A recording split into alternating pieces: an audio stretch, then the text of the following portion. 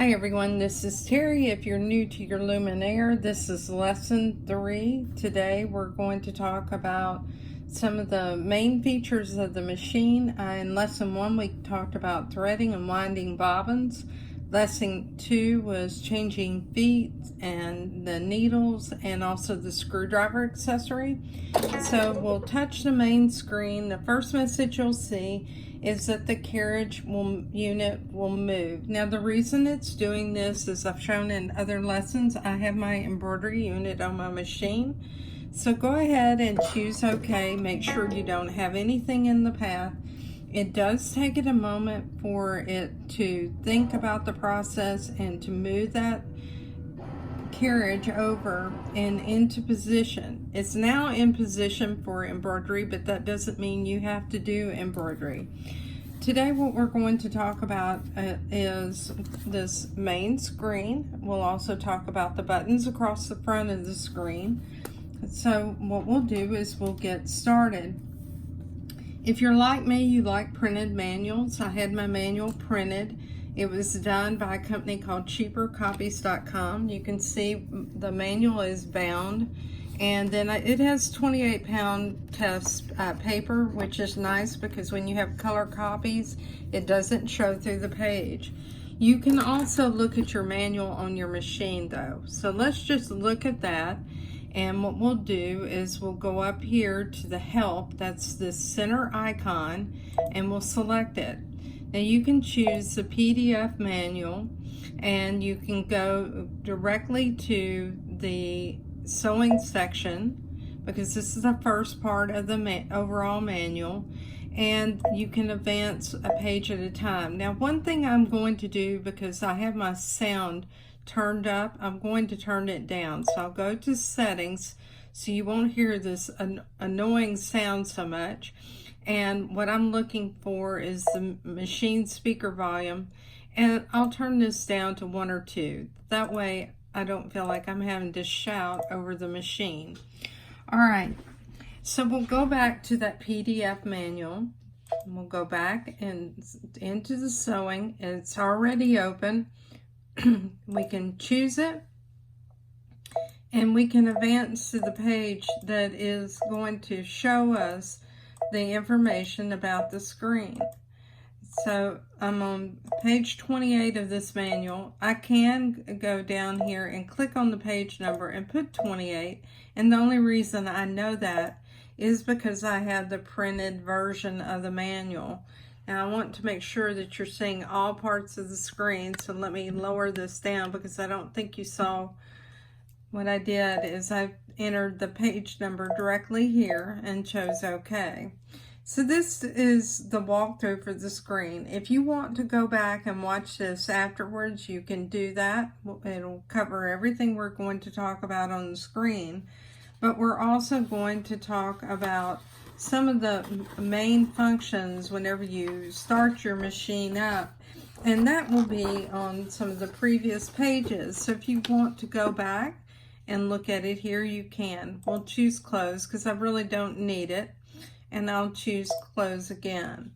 The first thing we're going to talk about is at the top of the screen, and this is your Wi-Fi setting. You'll want to go into your Wi-Fi, and if you do have Wi-Fi in your home, choose to have the wireless on. You can select your network. You can see my network's already selected here. And if your network has a speed setting like 2.4, you would want to choose this if you have PE Design 11, because PE Design 11 needs a slower speed in order to communicate with your machine. Go to the wireless setup wizard, and this is where you're going to set up your Wi-Fi. So if I chose another network, I'll be asked to enter that network key. You have the ability to enter it in upper or lower case, and you also have the ability to change to numbers or letters or special characters. It really depends on what you need in order to enter that setting. You will see down on the lower portion of the screen that if you want to leave this menu, all you have to do is to choose cancel. So I'll choose cancel. we'll go back up, and since I've already selected the Maffitt 2.4, I'll just choose return. So the other thing you can do is you can set up your machine name. I named my machine, it's the same as my grandmother's name, so the machine name is Lily. Now if you wanted to change this, you can back up over these characters, or you can go back and you can enter that name. And this is also a name that if you use PE Design 11 and you create a name, this will be your machine name from now on. You'll notice on the wireless status for the LAN, there is a arrow. We'll go into that, and this is telling me that my LAN is active. I have a good strong signal, and if I have problems, I can go through and work with this diagnostic tool. I don't have any issues right now, so I'll leave that alone. For some people, they need to go into the TCP IP settings or their MAC address or their proxy settings. I don't have to do that, so I'm not going to go through that. If you do, you can follow the instructions that accompany your machine. The other thing you have is a network reset where you can reset your network. Right now, everything is working, so I really don't have a reason to do that. You'll notice at the bottom of this is where you can go to the app guide, and if you have Upgrade Kit 1, you'll want to download My Stitch Monitor to your tablet or to your phone, and all you have to do is take the camera and focus your camera over one of these icons depending on the type of the device, and then you'll get a note indicating that you can download that. On the iOS or Apple, I'm familiar with that, it will tell you do you want the Safari, and you'll select that, and it'll basically get that app from the App Store and install it on your device. We'll choose OK. Now to exit from this, we'll also choose OK. Across the top of the screen, you'll also see that you have a camera. Now, if you choose this, what happens is it turns a camera on, and you'll be able to see I have my hand right now underneath the camera. You can also set up the camera with the grid, and you can also see where the needle is positioned as far as the point. Let me go ahead and remove the foot, and what I'll do is put a piece of fabric under there so we see the back of the fabric, and we'll select that. And what it tells me to do is to use the presser foot lifter button, so I'm going to go ahead and choose that. And now what happens when I select that, I can see the point of where my needle is going to drop. So this will show you a needle drop. I'll go ahead and choose OK, and we're now back to the main screen. The next icon up here is going to be the icon for your settings. Now I do have videos out there that cover all the settings pages. I will be re-recording these because when you get an upgrade, as in Upgrade Kit 1, there are a few changes that are made, and that also happens with updates. But right now, for the majority of these, you can go through and watch it. There are multiple videos covering all the settings pages, and that includes the general settings where you see, for instance, your language settings, adjusting your light, whether you want to have your bobbin sensor on, if you want to increase or decrease the volume. And then you also have settings that are considered as embroidery only settings. You have Wi-Fi settings, and then over here on the right, this is where you actually go in and you can save your settings to a USB stick. So what we're going to do is we're going to continue across the top and go to the question mark. Now, one of the things that you'll find on your machine is not only do you have the PDF manuals, and you have your license agreements, you have the sewing, embroidery, you also have addendums if, for instance, you've added any additional operations to your machine that were available as part of an update. And this came out, for instance, with version 2. So in version 2, that update actually included a few enhancements to our machine. I'll go ahead and go back by choosing return. And then you also have the instructions for kit 1. Let's choose setting and sewing, and what I want to do is search. So what I want to search for is to set the clock. So what I'll just choose is the word clock, and I'm doing that with a mouse. And as I've shown in other videos, a mouse can be a wired mouse. It cannot be a wireless mouse, but choose search. So now when you choose search, what happens is that it will actually highlight something. I'm going to 400%. And in this instance, what I'm going to do is use my hands, because you can notice when you use your hand and use your fingers, you're changing those percentages that are up here on the top of the screen. So this is the first instance where it has the word clock. You can go ahead and you can use your keys down here on the bottom of the screen to advance. So this advances you to the next instance of clock, and you can continue to find the word clock in your manual. And if you really wanted to be more specific, let's say like setting your clock, go back up here to the top and use the right arrow key and type the word setting. And let's do a search. So now we're looking for any instances of setting the clock. And you can see that it doesn't find that. So let's say setting time. Perhaps that's what it's expecting. So we'll go back here. We're going to do the back arrow, and let's just put time.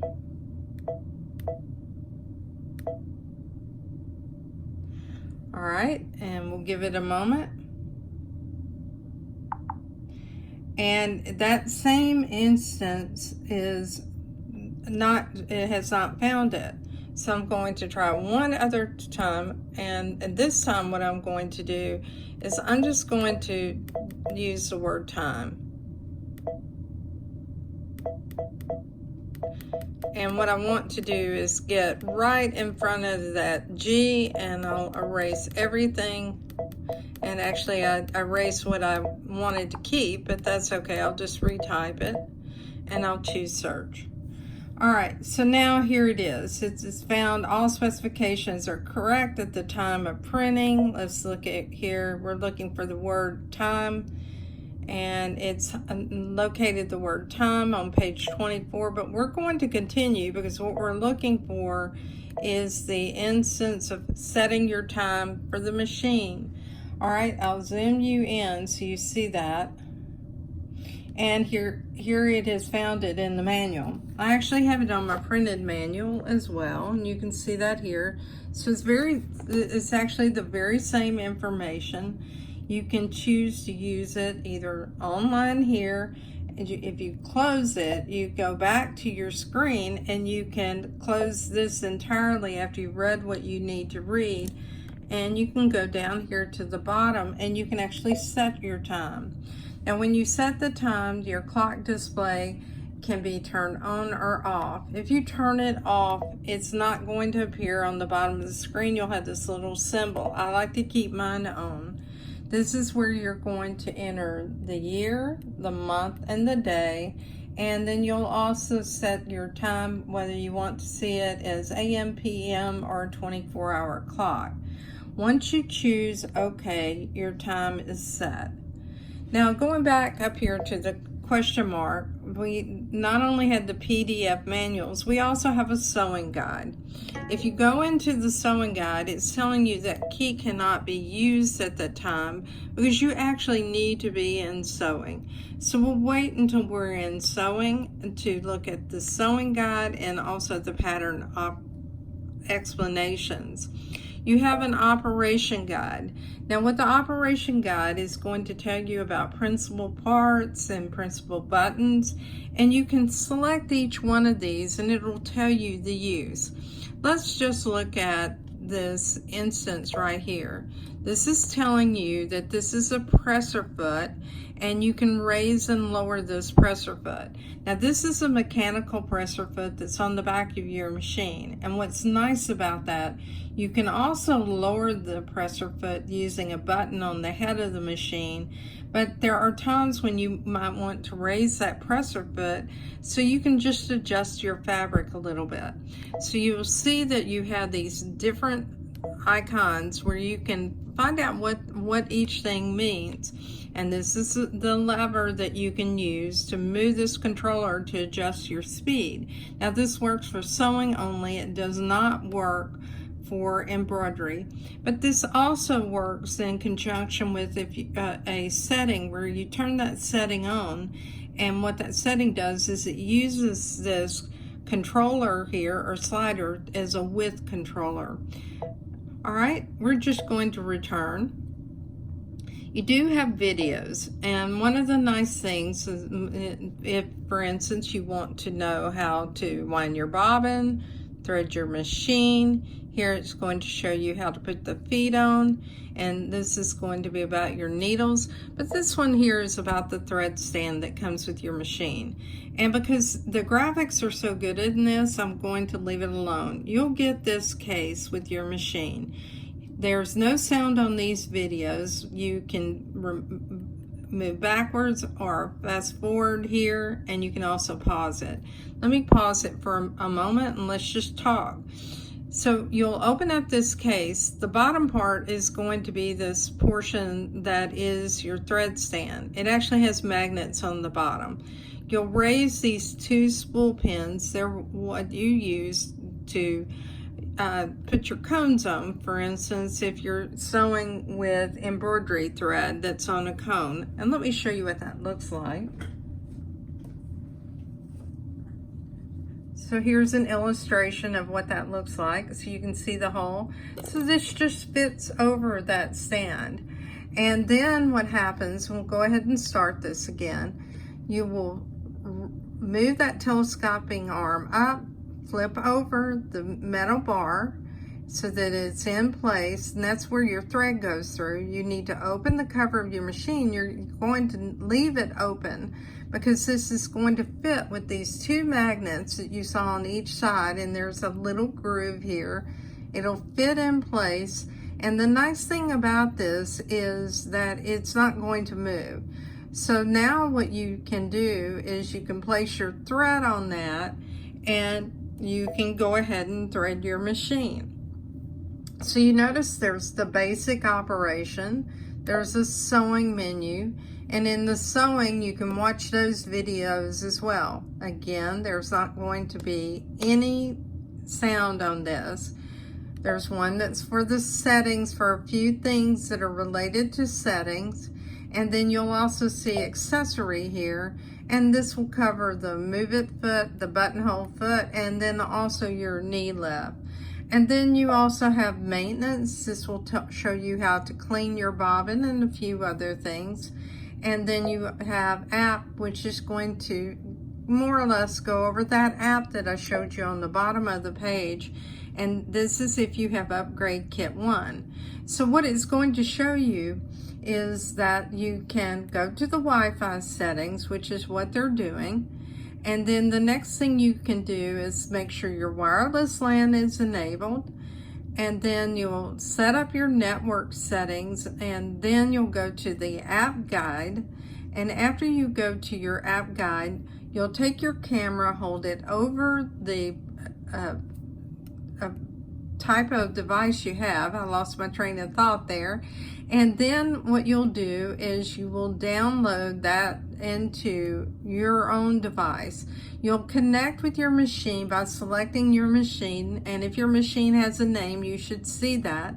Your machine Wi-Fi has to be on, and then also this app is going to be connected to Wi-Fi. It'll show you the progress as you're embroidering, and then it'll also show you if you have an issue with your machine. I'll go ahead and stop this. All right, let's just close this and let's return and let's go back to looking at our screen, and we're going to continue across the top. Now that next icon actually locks your screen. I showed this in the second video. This is good for when you're changing needles or feet, because what happens is if you happen to touch the screen or you pushed on a foot pedal, nothing is going to go. It's not going to sew, and you're not going to sew through your finger. To disengage it, just touch that again. So if you see it grayed out, you'll know what that is. You can also lock your screen so that you can sew and everything will work on your machine, but it locks the screen. And what this does, if for instance you were quilting on a quilt and you were sewing, you would have the ability to still sew on the sewing machine side, but you can't make changes to the screen. So it protects you from bumping against the screen and changing something, for instance, with fabric, like a thick quilt. This is your home button over here. The next button, we need to unlock that. And by the way, this raises another point. Anytime you see this blue in reverse behind the icon, it means it's selected. So that's a way you know if you selected something on settings or if you selected something on the screen. If you can't do anything, like try to touch another button, disengage it because it was locked, and now you can select home, and we are at home. So you have 4 main sections to your machine. And I just inadvertently selected the last, which was my design center. So this takes us into my design center. Now I have numerous videos on my design center. I will be recording many of them because we have Upgrade Kit 1 and I want you to see those features on this. But to return home, all I need to do is to go back up to the top of the screen and choose home. If I want to go into sewing, I'll get a message. It's telling me that I need to allow the machine to move the presser foot, and it moved the presser foot up. Now my carriage is going to move because I have my embroidery unit. It's very important that if you have something setting on your embroidery unit, that you move it out of the way. So we'll go ahead and we'll select OK. And now you could hear that unit is moving out of the way, so I have all this space. So this is the sewing menu.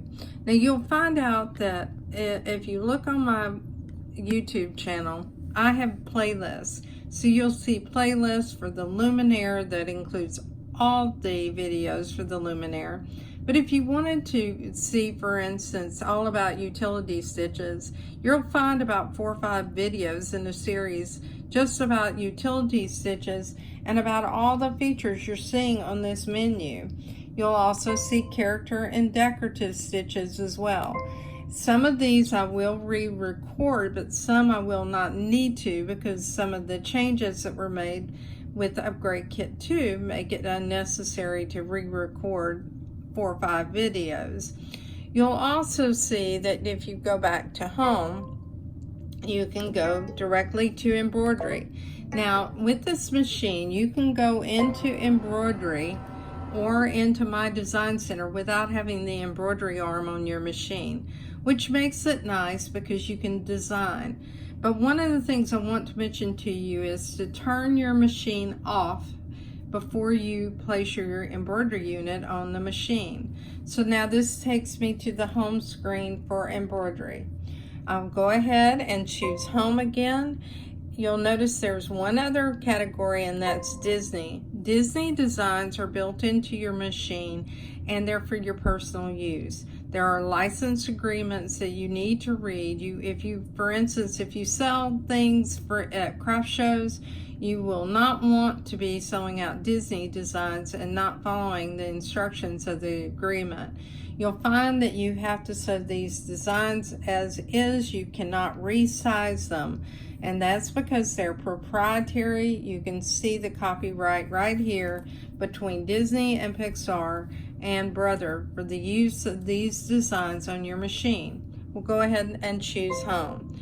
Now we're going to travel to the head of the machine so we can talk a little bit about how this all operates. The first thing we're going to talk about is start stop button. The start stop button, you can use this without even attaching your foot controller. I happen to like to use a foot controller, but some people just use the start stop button. And whenever the button is red, that means that the machine's not ready. You have to set it up to be ready to turn it to green, and green means go. If you are updating your machine or upgrading it, you will sometimes see this light flashing between red, amber, and green. That means that it's not ready, it's doing something. The only time your machine's going to be ready is if it is green. And so the other thing I want to show you is this right here is what is called your backstitch button. So you'll press this, and what will happen is your machine will back up 2 or 3 stitches. You let go of it, it'll come forward. This is a reinforcement button. You'll use this both in sewing mode, and you can also use this in embroidery mode as well to reinforce stitches. This is needle up, needle down. You can see that needle's going up and down. And then the next is your thread cutter. When you select the thread cutter, your needle will go up and down, and you'll hear that it is actually cutting those threads for you. The next is going to be your presser foot button. Now, I don't have a foot on the machine, so let's put it there. And let's just go ahead and use the presser foot button. So you can see that lowers the presser foot. It also raises it. When you thread your machine, your presser foot needs to be up to open your tension disc. When it is down, the cover over the top of the machine right here will be closed, and you cannot thread your machine. Again, the thread cutter is here. Your needle goes up and down. It's cutting your thread. This is needle up, needle down. You can press it and go in either direction. This will be a reinforcement stitch. It'll stitch in place a couple of stitches. This is your back space or back stitch button that you use to reinforce as well. This is your slider bar for speed control on the sewing side. If you really need to do something precise, move it over to the far left at a slower speed. If you have it in the middle, that will be the mid-range, and this is high. This does not affect embroidery. The last thing is going to be your needle threader. Now, the thing I want to tell you about your needle threader is there are some important warnings that will be in your manual about threading needles. And one of those warnings is going to tell you to, as a caution, to make sure that you are not using certain types of thread in your machine whenever you're cutting it with your needle threader. So you want to pay attention to that. I'm trying to locate that page just so that we can find it, but let's just go look on the help guide online and see if we can find it. So we'll go to help, we're going to go to the PDF, we'll go to sewing, and what we're going to do is go up here and type automatic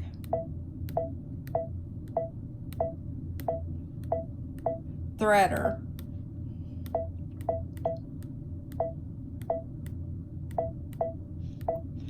Now, I'm not sure if this is what we need to select. Let's move down a little bit so you can see the bottom of the screen.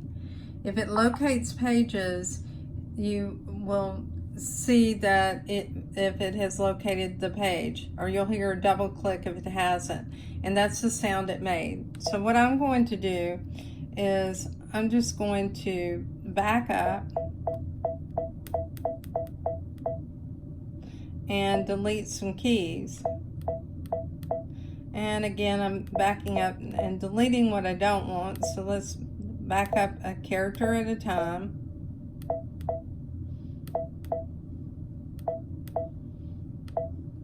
And then I'll move over and let's just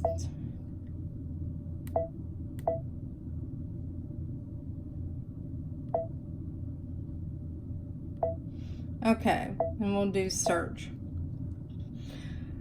Okay, so it tells you right here what I wanted to show you. The automatic needle threader function can be used with home sewing machine needles size 7511 through 116. Does this mean I can use my automatic needle threader with a needle that is, say, a 65-9? And the answer is no. It also tells you when threads such as transparent nylon, monofilament, or specialty threads are used, it is recommended that you not use it. So I take this to also mean not only nylon, but some metallic threads. The automatic threading function cannot be used with the wing needle or the twin needle. So make sure that you know that you cannot use it with those two types of needles. This is concluding the end of lesson 3 for the basic sewing for the Luminaire. Join me for lesson 4. I'm Terry Maffitt. You can find me on YouTube, and you can also find me in my Facebook group, Just Stitching with a Brother Luminaire. Thanks and have a great day.